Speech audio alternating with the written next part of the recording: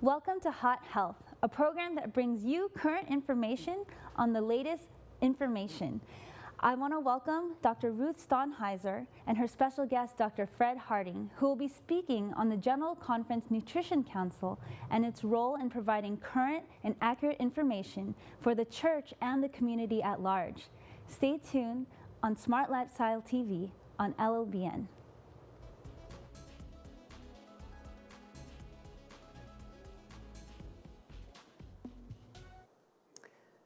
Dr. Hardinge, thank you for being on our program this evening for Hot Health. I've known you for many years, but the audience hasn't ever met you before. Can you give us some of your background? I'll be glad to do that, and it's a privilege to be here.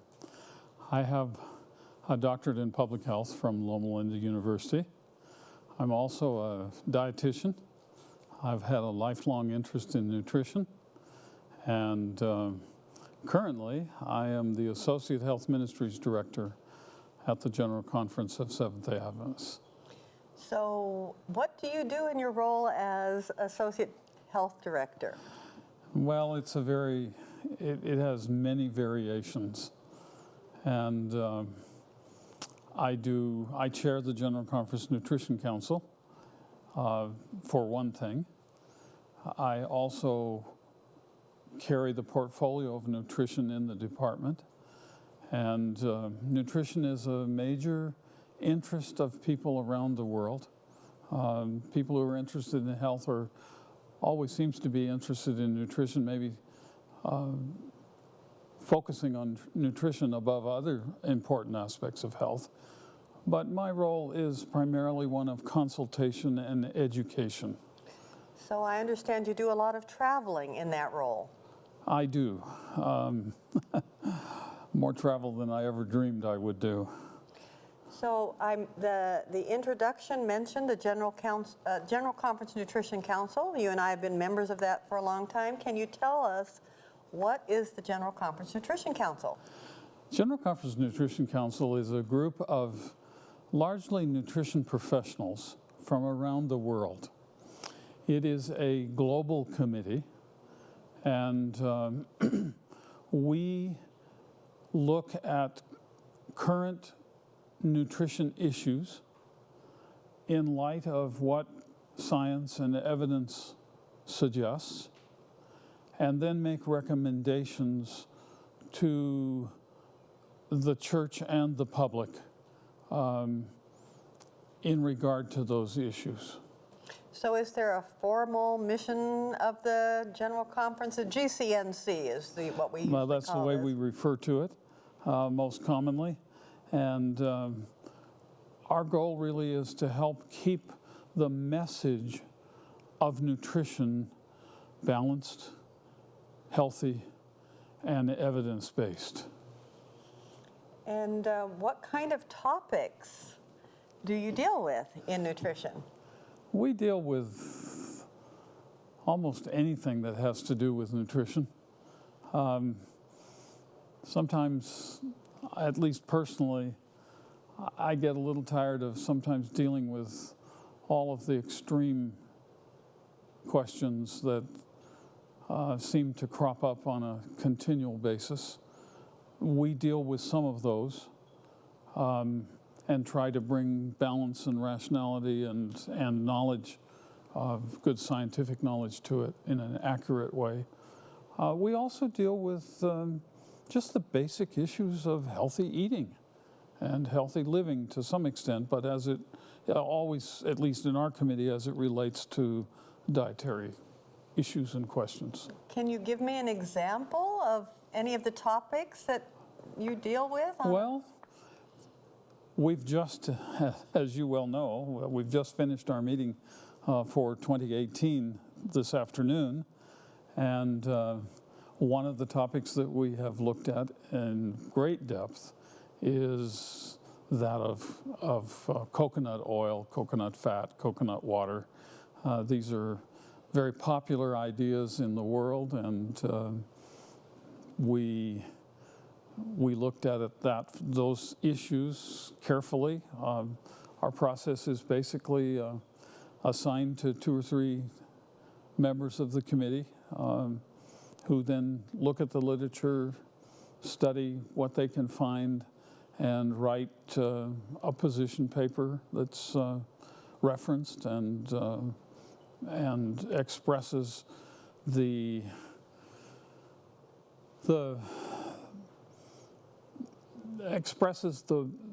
position that the church takes on this particular issue or any other issue that is looked at. Another issue that we've recently looked at is that of raw foods. It's a recurring issue. I've been involved in nutrition for 40 years, and it kind of comes and goes, but it keeps coming and going. And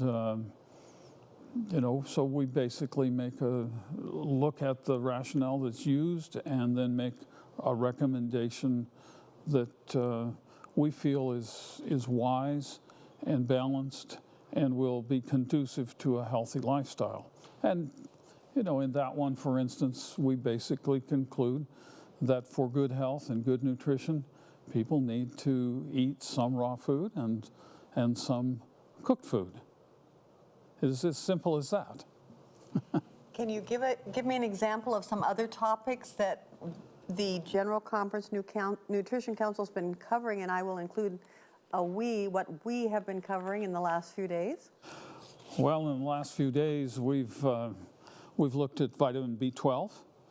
B12 is essential for good health, and many people would say, well, why do we even worry about it? But the reality is that vitamin B12, not only being essential for good health, there's a special concern for those who are total vegetarians and have no dietary source of vitamin B12. We don't want them to become malnourished, and so we make recommendations on supplementation of B12, how to find fortified foods with B12 in it. But the reality is that regardless of your dietary pattern, once you've turned 50, 55 years old, you probably should be taking a supplement of B12s. So we look at those issues. So you're telling me that you have a group of scientists and dietitians who are looking at the world literature on a regular basis and then writing a paper, referenced paper, coming to the committee where everyone dietitians and scientists can look at this paper and make suggestions, and then this becomes available to the general public? How's that done? Used to be that we published them on pieces of paper, but today we publish them electronically on the web. So are there completed position papers on the web that anybody could access? There are, and we completed about 5 of them in the last several days, and within a short period of time, those will become available on the web. And anyone can access those at healthministries.com/GCNC. That's the web address, and that's where they are, and they can be viewed online, they can be downloaded as a PDF, and they're freely available to anyone who wishes to access them. As I recall, a number of years ago, we worked on something that became what we called the vegetarian plate. That's right. Is that also available on that website? Images of it are available, and it can be ordered in quantity on the website as well. And we call that the My Vegetarian Plate. It has become a very popular teaching tool for good nutrition, and especially for those who choose to be vegetarians or total vegetarians, with a lot of information on those two. It's just, and I don't have a copy of one, I should have brought it, and we could have held it up for the camera, but it's available to see there on the website. And it has been translated into over 10 languages now. 10 languages. Actually, there's about 3 or 4 that are in process right now. Well, that sounds exciting. And so the way that I get these topics, and how many topics are there? Well, it's a growing list of topics. At one time, we had about 30 topics as a committee, And as you mentioned, you and I have been on the committee for a few years together, and that has been a lot of fun. We are some of the more senior members of the committee, and we've had over 30 topics that were printed on paper. And we made a decision several years ago that we would review the older ones before we put them on the web. And so we're in the process of updating and reviewing. And right now we'll probably have close to a dozen when these are completed on the web. Can you give me some of the topics that we're currently working on, or maybe some that you know are up there? I'd be happy to. We even have a paper on on fellowship dinners, guidelines for fellowship dinners at churches. People would think, well, why would you even want to talk about that? And yet, there are many issues that rise in fellowship dinners, and people think it should have this, or it should have this, or it shouldn't have this, or it shouldn't have that, and sometimes, unfortunately, in local churches, that can become a bit divisive and contentious. And so we have provided some very sound and balanced information and guidelines for those who are responsible for organizing these dinners that churches often hold. And hopefully, when they're followed, it cools the tempers and brings reason and really helps to foster the purpose of improving fellowship, sitting around tables, eating food. People love to eat, and they like to eat and socialize at the same time. But we don't want them eating and quarreling over various little issues and differences. So that's one of them. Another one that is of great interest today is the safety of soy foods. We hear they're absolutely essential for good health, and on the other hand, there are those who think it's the worst, most toxic form of dietary intake that one could have. But these all have scientific evidence behind the papers. All of them have good scientific evidence. In fact, if it doesn't have that scientific evidence, then we're probably not going to publish a position paper on it. We talk about essential nutrients, for instance, calcium. Calcium and vitamin D. Things as just simply guidelines on dietary fat and cholesterol.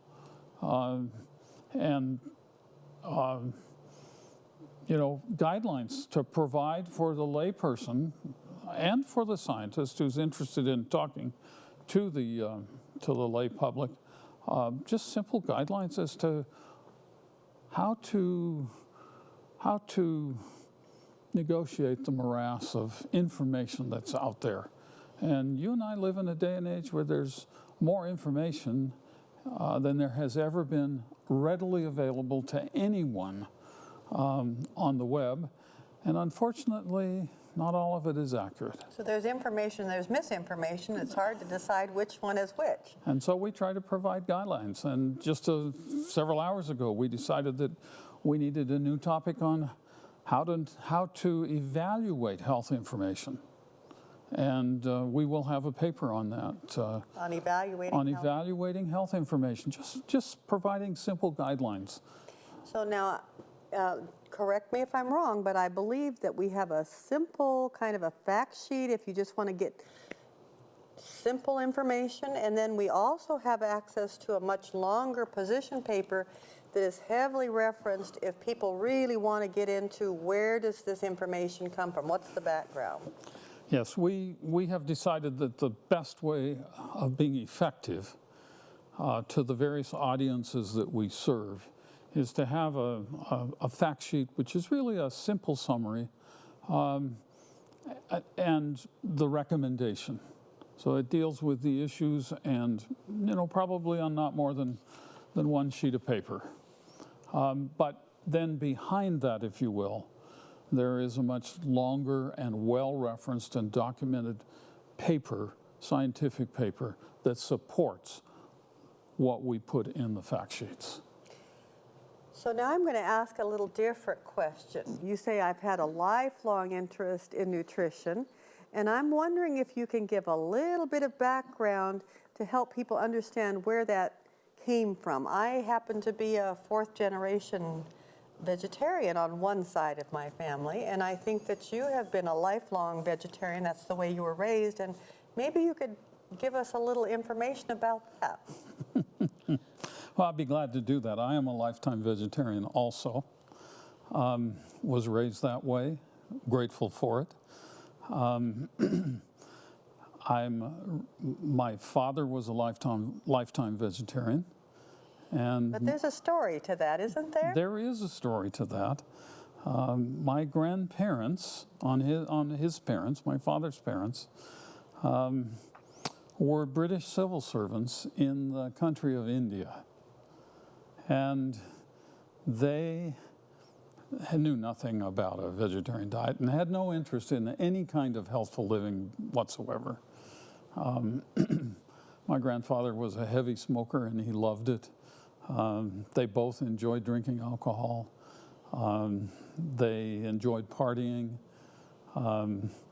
They enjoyed, it didn't matter what kind of flesh food, they enjoyed it as long as it was prepared according to their taste.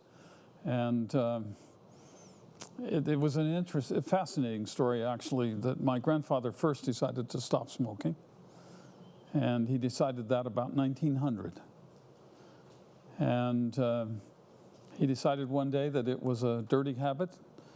It wasn't that it had anything to do with health, but that he was simply burning holes in his silk suits because of the ashes that were dropped. And his new wife was a little bit unhappy about that. And so he decided that he would stop smoking. He made that decision in the morning. He was riding on a train in India, and he decided at midnight he would quit smoking. So he smoked everything he could between that moment and the time that midnight came. And at midnight, he pulled the window down, and he threw all of his smoking material out, and he never smoked again in his life. And then several years later, after a big party, he asked my grandmother, before they went to bed, he said, I have a question to ask you. He said, do I do stupid things when I drink alcohol? And she waited a moment and she said, well, not as stupid as we saw tonight. And apparently one of the guests at the party had really overdone it, if you will. And he had done something very vulgar, and hence her answer. And a few weeks later, after another party, she said to him, do I get giddy and frivolous when I drink? And he said, after a moment of thought, well, not as much as many. And that opened a conversation between them that led to their giving up the use of alcohol themselves. And when they made a decision, that was a decision.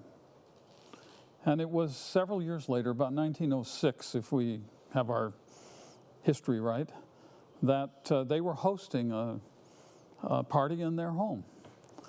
And the British really enjoyed eating the hump of the Brahman cow. And they liked it done rare. And as my grandfather carved the roast that evening, as the host, it was a bad piece of meat to begin with. Oh, no. And it was undercooked, which is the way they liked it, but it was really undercooked, and maggots crawled out. Oh. It was really raw and bad. Oh, my. And they were really embarrassed. And they became the laughing stock of the city of Calcutta among the British. And they really decided to become vegetarians out of embarrassment. And they decided that they would become vegetarians. And in those days and in the culture in which they worked, my grandmother had never cooked in her life. Her mother had grown up in the same kind of environment and culture. So she didn't know how to cook. She had hired a cook boy, and they had another young man that went to the grocery store and bought the groceries. And of course, they had somebody that did the laundry and somebody that cleaned the house. And they fired the grocery boy because of the poor piece of meat he had brought, and they fired the cook because he had not cooked it well enough.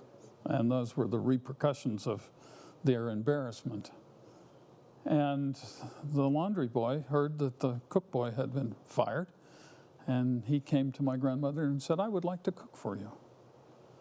And she said, "Well, only on one condition, that you cook vegetarian food."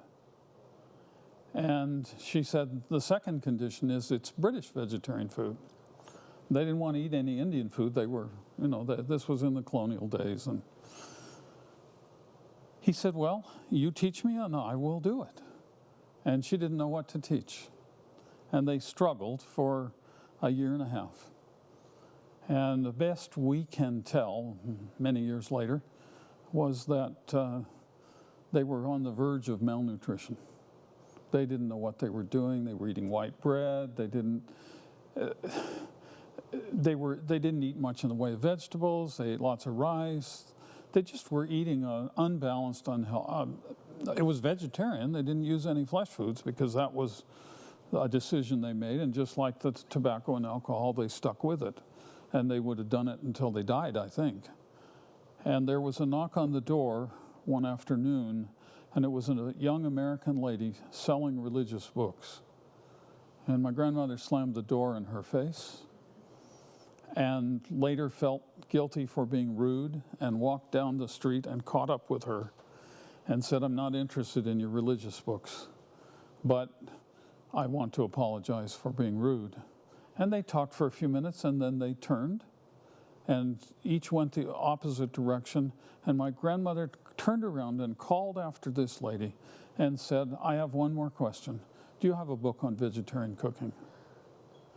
And the lady said, "Well, no, I don't, but what is your interest? Are you a vegetarian?" And my grandmother said, "Yes." And she looked at her and said, "I am too." And she said, "I can order a book from California, but it'll take 10 months to get there. And in the meantime, would you like me to come and give you cooking lessons?"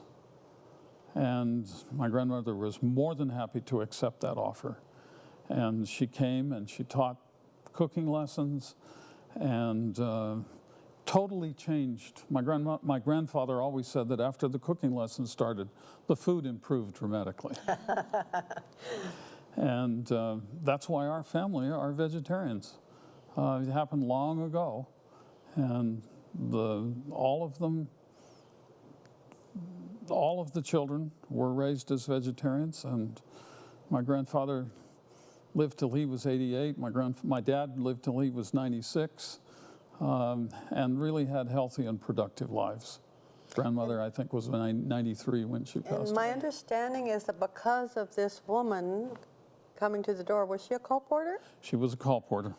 A call porter coming to the door, that even though she wasn't interested in any religious books at the time, after a relationship developed, they were eventually, your mother first, My grandmother first was baptized as a Seventh-day Adventist? Yes. And then my grandfather. And your grandfather. And so your father was raised as a Seventh-day Adventist. This all happened before he was born. And so he was raised that way. And I think that's part of the reason why I have such an interest in the area of nutrition, because everybody seems to be interested in nutrition, and I want to help people, and people who, it's a wonderful way, a wonderful entering method of getting acquainted with neighbors and friends, even where we live right now. We're the oddball neighbor in terms of when we have meetings with the neighborhood, and yet people are wanting to know why we eat the way we do. And it opens up many wonderful conversations. Now your father, we don't have time to go into his productive life, but he was the first dean of the School of Public Health here in Loma Linda. He was. And his research that he did at Harvard University was about the growth of the adequacy of a vegetarian diet across the lifespan. and my understanding is that the faculty there at that time wanted to throw him out because everyone knew you couldn't be healthy on a vegetarian diet. That's right. But his major professor stood up for him, even though he didn't believe that. He stood up for him, and that was the first study. The first scientific study on that topic. On that topic of the healthfulness of a vegetarian diet. That's right. That's amazing. It is an amazing story. And, you know, you can still read those papers. That research work was published in 1953 and 1954 in the American Journal of Clinical Nutrition. Oh, wow. That's really interesting. Well, I want to thank you for being here tonight to share with us. Do you have any last-minute thoughts? Well, diet is very important, and dietary choices are an important part of healthful living. And I would just encourage people to learn all they can about how to make healthy choices in their food, but recognize that food is not the only part of health, that exercise and good sleep and many other factors Sunlight? are what? Sunlight. And sunlight, thank you, are very important in maintaining a healthy life and a productive and quality one as well.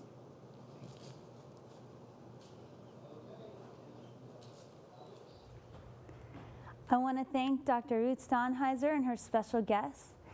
I just appreciate learning more about the General Conference Nutrition Council. It brings to mind two Bible principles. One of them is, "Come, let us reason together."